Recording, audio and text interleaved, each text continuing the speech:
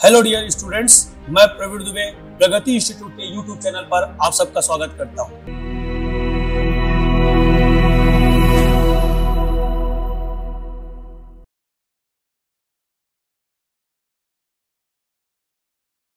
वर्णमाला।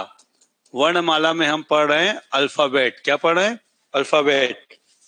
तो बेसिक तौर पर मैं वर्णमाला में, वर्ण मतलब होता है लेटर, ठीक है, और उसका मैं क्लासिफिकेशन पढ़ा रहा हूं। क्या पढ़ा रहा हूं? क्लासिफिकेशन। तो वर्ण के क्लासिफिकेशन में सबसे पहला जो आता है वो है वॉवेल, स्वर, जिसकी संख्या कितनी है? 11। दूसरा जो है उसका नाम क्या है? व्यंजन, उसकी संख्या कितनी है? 33। क्या है? 33। और तीसरा जो आता है उसका नाम है अयोग वह वर्ण। क्या है? अयोग वह वर्ण। ठीक है भैया। और अयोग वह वर्ण की संख्या है 2। ठीक है, तो ये तीन चीजें हो गई। क्या क्या? स्वर, व्यंजन और अयोग वह वर्ण। स्वर की संख्या कितनी है? ध्यान समझो, 11। तो कौन कौन है? आ, ई, ठीक है। फिर आ गया उ, लेकिन मैं जानबूझ सीक्वेंस को चेंज करूंगा, ठीक है। और उ के पहले मैं लाऊंगा री। क्या लाऊंगा? री। तो आ, उसके बाद फिर क्या आ गया? ई, फिर क्या आ गया? री, फिर उ, फिर ए ओ औ, ए ओ औ। कोई किसी को आगे बोलने का मन तो नहीं कर रहा? आहा ऐसा मन कर रहा होगा तो भूल जाओ, वो स्वर नहीं है, वो स्वर नहीं है। जिसको कहते हो उसको हिंदी में कहते हैं अनुस्वार, और अनुस्वार आपका किसमें आता है? अयोग वह वर्ण में। और विसर्ग जिसको कहते हो वो है आपका आहा, ठीक है, वो भी आता है आपका अयोग वह वर्ण में। अयोग वह वर्ण की प्रॉपर्टी ये है कि ये ना तो स्वर है, ये क्या है? ना तो स्वर है और ना ही व्यंजन। क्यों स्वर नहीं है, क्यों व्यंजन नहीं है, अपन बाद में इस पर डिस्कस करेंगे। ठीक है, आप लोग के लिए जो अभी बैठे हो और जो क्या बोलते हैं रेगुलर बैठ रहे हो, जिनको मैं हिंदी पढ़ा रहा हूं, उनको तो पता ही है। ठीक है भैया, तो आगे समझ लो। अब जो आपका आता है व्यंजन, तो व्यंजन की संख्या कितनी है? 33। और व्यंजन की संख्या जो 33 है उसके फिर 3 खंड है। कितने खंड हैं? 3 खंड। ध्यान समझिएगा, कितने खंड हैं? 3 खंड। व्यंजन के 3 क्लासिफिकेशन है। पहला जो व्यंजन आता है उसे कहते हैं स्पर्श व्यंजन। क्या कहते हैं? स्पर्श व्यंजन। स्पर्श व्यंजन की संख्या कितनी है? 25। और दूसरा आता है आपका क्या? आपका उष्म व्यंजन। क्या आता है? उष्म व्यंजन। ठीक है भाई, उष्म व्यंजन की संख्या कितनी है? 4। और तीसरा आता है आपका अंतस्थ व्यंजन, और व्यंतस्थ व्यंजन की संख्या भी कितनी है? 4। तो 25 4 29, 29 4 33। टोटल कितना व्यंजन हो गया? 33 व्यंजन हो गया। ठीक है, अब मेरी बात को गौर से आप समझिएगा। जो स्पर्श व्यंजन है उसको हम इस तरह से 5 कॉलम में क्या कर लेते हैं? इसको डिवाइड कर देते हैं। ठीक, ध्यान समझिएगा। ये ठीक, ये हो गया। तो ये आ गया आपका क्या? क, ख, ग, घ, अंगा। फिर आ गया च, छ, ज, झ, इया। फिर आ गया ट, ठ, ड, ढ, अड़ा। फिर आ गया त, थ, द, ध, न। फिर आ गया प, फ, ब, भ, म। ये हो गया। क्लियर हो गया। लेकिन ये व्यंजन अभी शुद्ध व्यंजन नहीं है। शुद्ध व्यंजन कब होंगे? जब इसके नीचे क्या लगेगा? हलंत। जब ये हलंत लगता है तो शुद्ध व्यंजन होता है। और शुद्ध व्यंजन ऐसे व्यंजन होते हैं जिसका उच्चारण नहीं किया जा सकता। हलंत लगाने का मतलब है कि इन व्यंजन से उनमें शामिल स्वर को हटा दिया गया। जैसे अगर आप पहले इंडिविजुअली क कह रहे थे तो आप प्रोनाउंसिएशन में ध्यान दो, आप लास्ट में क्या कह रहे थे? आ, क। क्या कह रहे थे? आ। तो अर्धस्वर या और वह क्यों है, ध्यान समझाता हूं, इसको ध्यान समझो, तो तार्किक ढंग से समझो। आप, मैंने उस दिन हालांकि इंग्लिश में समझाया था, बट आज मैं हिंदी में समझाता हूं। देखो ध्यान से। आप लोग स्वर संधि पढ़े हो? अरे स्वर पढ़े हो? नहीं पढ़े हो मत कहना यार, इतना बेइज्जती अपने गुरु जी को मत करो। स्कूल में पढ़े होगे? स्वर संधि पढ़े हो ना? परिभाषा बताओ स्वर संधि। गलत, टू फाइल पीएससी। वर्ण नहीं है। बोलो भाई, पूरा बोलो। 2 स्वर वर्णों के मेल से विकार उत्पन्न होने वाले को क्या बोलते हैं? स्वर संधि। तो 2 स्वर मिलने से क्या बनता है? 2 स्वर मिलने से नया स्वर। अरे क्या बनता है? नया स्वर ना। जैसे अ धन अ बराबर बड़ा आ धन ई बराबर ए, बड़ा ही ये दे रहे बुझा गए पीछे। अ धन ई बराबर ए, बड़ा गजब है यार, मतलब भगवान मानना पड़ेगा। हे प्रभु, हे प्रेमानंद, क्या क्या बोलते हैं ना, वही वाला बोलना पड़ेगा। चलो सुनो इधर ध्यान से, मैं समझ गया तुम्हारा पूर्व ज्ञान बहुत तगड़ा है, बहुत तगड़ा है, इसलिए इधर सुन लो, ठीक है? ध्यान से देखो। आपने एक पढ़ा होगा दीर्घ स्वर संधि। दीर्घ स्वर संधि में समान स्वर मिलते हैं, जैसे अ से मिला आ बनाया, ई से मिला बड़ा ई बनाया, ऊ से मिला, ऐसे ही ये दीर्घ होता है। फिर आपने पढ़ा होगा दीर्घ के बाद में गुण स्वर संधि, याद आ रहा है? गुण, गुण में क्या होता है? अ ई से मिले ए बनाया, अ उ से मिला ओ बनाया।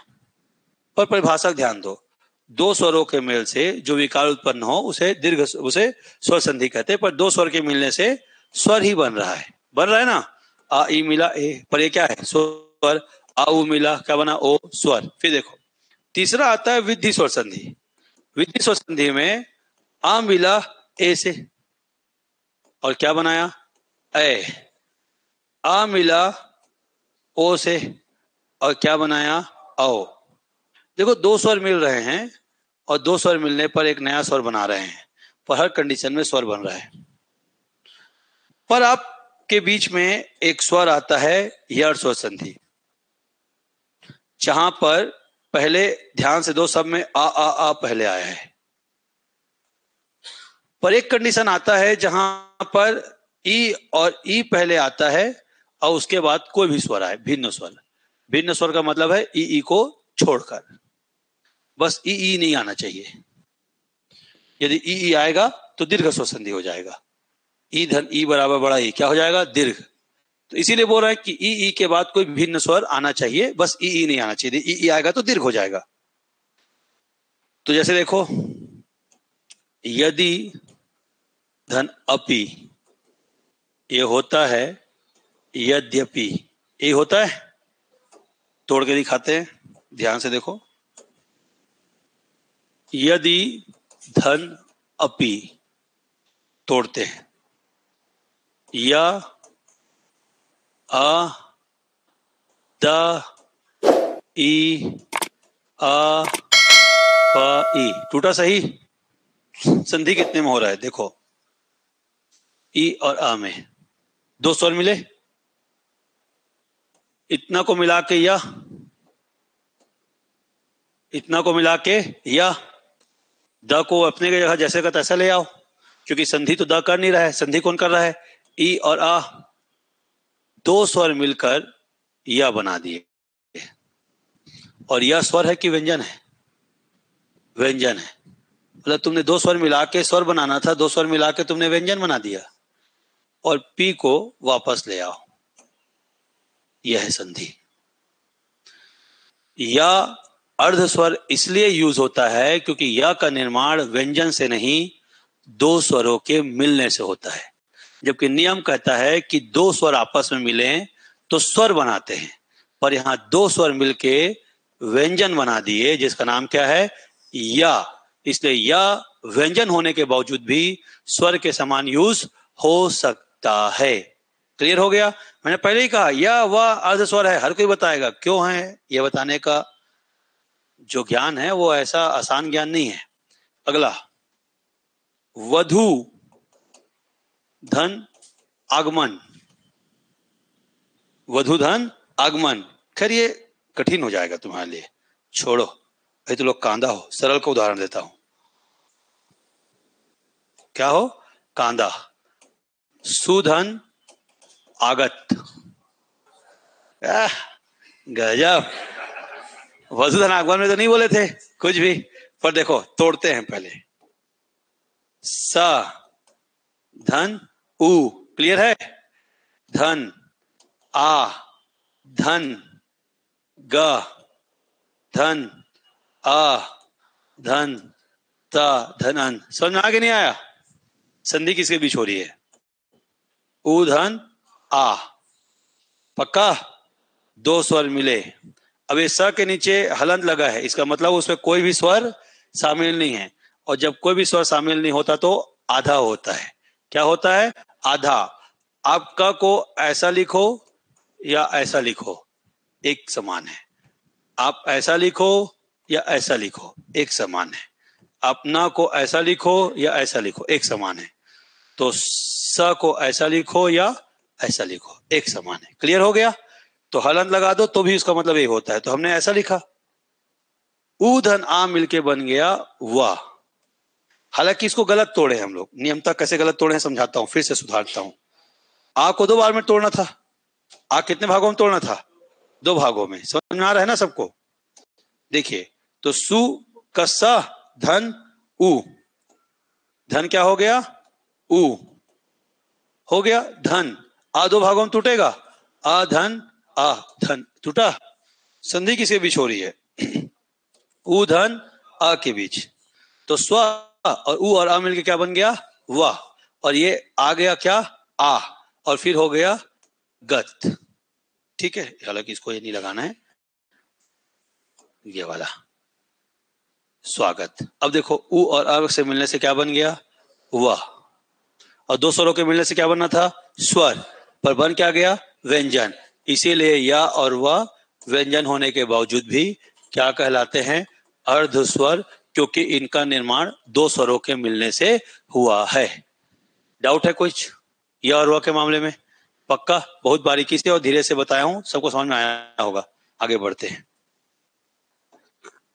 फिर देखिए क्या आ गया? लुंठित। लुंठित के बारे में ध्यान से समझिए। जैसे ये देखिए, फॉर एग्जाम्पल ये पत्ता है, देखिए ये पेज है, ये पेज अभी लचीला है हल्का सा, तो मैं इसको जैसा चाहूं वैसा मोड़ सकता हूं। मोड़ रहा है ना, लचीला है तो। लेकिन मान लो इसको मैं अत्यंत मोटा कर दूं, ये ले लो, ये है मान लो, इसको मैं मोड़ सकता हूं? जैसा वैसा नहीं मोड़ सकता। जितनी फ्रिक्वेंटली से मैंने इसको मोड़ा, ये इस तरह से, उस तरह से मैं इसको मोड़ सकता हूं क्या? नहीं मोड़ सकता। तो ये जो पतला और मोटा का संबंध जो मैंने बताया, ये आपके जीवा से है। किससे है? जीवा। अगर आपका जीवा पतला है, उसका मोटाई जीभ का पतला है, तो तेज गति से मुड़ सकता है। और अगर आपका जीभ मोटा है तो तेज गति से पलट नहीं सकता। रस्सी के र बोलने के लिए जीभ को तेज गति से लुढ़काना होता है, उसकी खासियत है। तेज गति से क्या करना होता है? लुढ़काना। तो जितना पतला जीभ होगा उतना तेज गति से वो क्या करेगा? मुड़ेगा, और मुड़ के लुढ़केगा। और लुढ़कने के लिए कहते हैं लुंठित। तो जीभ अपना पूरा मुड़ता है, रा कहने पर पूरा जीभ तेजी से मुड़ता है और मुड़ के लुढ़कता है, इसलिए रस्सी के रा को बोलते हैं क्या? लुंठित। आप लोग समझना, आप लोग को मैं इंग्लिश का एक वर्ड देता हूं, पढ़ो क्या लिखा है ये। भाई सक्षम तो इंग्लिश मीडियम वाला है, एग्जैक्ट बता क्या बोलते हैं उसको? रा बोलते हो इंग्लिश में? पलक इंग्लिश मीडियम वाली हो, बोलो क्या उच्चारण करते हो? तू बता भाई सिद्धार्थ, रा साइलेंट रहता है कि नहीं रहता है? ब्रदर, ब्रदर, रा खाते हो आप? रा खाते हो ब्रदर? रा नहीं बोला जाता। हम हिंदी, तुम तो हिंदी भाषी से तुम लोग बोल रहे हो, क्योंकि तुमको क्या सिखाया जाता है पता है इनको? तुमको ऐसा सिखाया जाता है। हम लोग पढ़े हैं, हम तो हिंदी मीडियम वाले हैं, हम लोग को तो हिंदी अंग्रेजी भी हिंदी में पढ़ाया गया है। BROTHER कोष्टक में लिखते थे, ब्रदर बराबर भाई, ऐसा सिखाया गया है अपने को। हम तो इस मीडियम से पढ़े हुए लोग हैं। तो आर का हमको मतलब समझाना है तो आर, लेकिन जो एक्चुअल में अंग्रेज हैं वो ब्रदर में र अर्थात आर का उच्चारण नहीं करते, ब्रदर। अब वो आर का उच्चारण क्यों नहीं करते? उनको अच्छा नहीं लगता। आप मुझे बताओ, साउथ इंडियन वाले काले और नॉर्थ इंडियन वाले गोरे क्यों होते हैं? जलवायु के हिसाब से, वेरी गुड, क्लाइमेट के कारण। तो जियोग्राफिकली हमारा रंग, रूप, शरीर की बनावट सब डिसाइड होती है। अंग्रेजों की जीभ की मोटाई हम भारतीयों की तुलना में मोटी होती है। तो मोटी होती है उनकी जीभ की संरचना, तो लोग का जीभ नहीं लुढ़कता। जीभ नहीं लुढ़कता तो जो ध्वनि, तो इंसान होने के नाते हम सबको भगवान ने एक समान दी है। हमको भगवान ने इंसान बनाया है ना, कि अंग्रेज, भारतीय, पाकिस्तानी, अरबी, फ्रांसीसी, इटालियन बनाए हैं इंसान। भाई भारत में कुकुर पाया जाता है कि नहीं? अब पाकिस्तान में, अमेरिका में, यूरोप में, अफ्रीका में, फ्रांस में, इटली में कैसा आवाज निकालता होगा कुकुर? अरे बताओ बोल के, भाव भाव ना, पक्का ना? तो फिर हम लोग का, इंसान लोग का आवाज बदल जाएगा भैया। तो ध्वनि या साउंड है, प्रकृति के तौर पे तो हम सबको एक ही मिले होगा ना। तो जो आवाज हम रस्सी के र के लिए निकालते हैं, वही आवाज अंग्रेज आर के लिए निकालता होगा। साउंड तो चेंज नहीं होगा, अगर साइन चेंज किया है वो, तभी तो हम लोग ब्रदर कैसे लिखते हैं। पर बेचारे को रस्सी करा बोलने के लिए जीभ को पलटाना है, और जीभ कैसे पलटेगा? क्योंकि जीभ उसका ऐसा है, नहीं पलटेगा तो आर को नहीं बोलता, तो साइलेंट मार देता है। जैसे हम लोग श्रृंगार में 2 ठो रस्सी करा नहीं बोल पाते, तो 1 ठो आर को साइलेंट मार देते हैं, हमारी मजबूरी है। इसीलिए हम लोग जब श्रृंगार, फिर नया कॉन्सेप्ट में घुस जाऊंगा नहीं तो मैं, श्रृंगार ऐसा लिखा जाना चाहिए हमारा, पर हम श्रृंगार में इस तरह से लिखते हैं। और ये जो डंडी है ना, ये आर है, और ये जो लगा है ना, वो री है। अब ले, दोनों आर को एक साथ बोलो, ऐसे बोलोगे? नहीं बोल सकते, इसलिए तो लोग इसको हटा देते हो श्रृंगार में। वही हाल वो विचारों का है। हम कम से कम 2 रस्ती करा नहीं बोल पाते, 1 रस्ती करा नहीं बोल पाता। क्यों? क्योंकि उसका जीभ क्या है? मोटा है, तो चुपचाप ब्रदर करके आर को खा देता है। अब भगवान ने हमको मस्त सॉफ्ट पतला सा जीभ दिया है, जिसको इतना लंबा हम निकाल सकते हैं, इसलिए हम लोग पूरा बोलते हैं ब्रदर। या वह अर्ध स्वर हैं, क्योंकि वो कॉन्सोनेंट हैं, बट उनका जो मेकिंग है वो 2 वावेल्स के मिलने से हुआ है, इसलिए उसको सेमी वावेल्स कहते हैं। सेकंड, रस्सी करा लुंठित है, क्योंकि उसके लिए जीभ को तेज गति से लुढ़कना होता है। लुंठित का मतलब है लुढ़कना, और पार्श्विक का मतलब है साइड्स।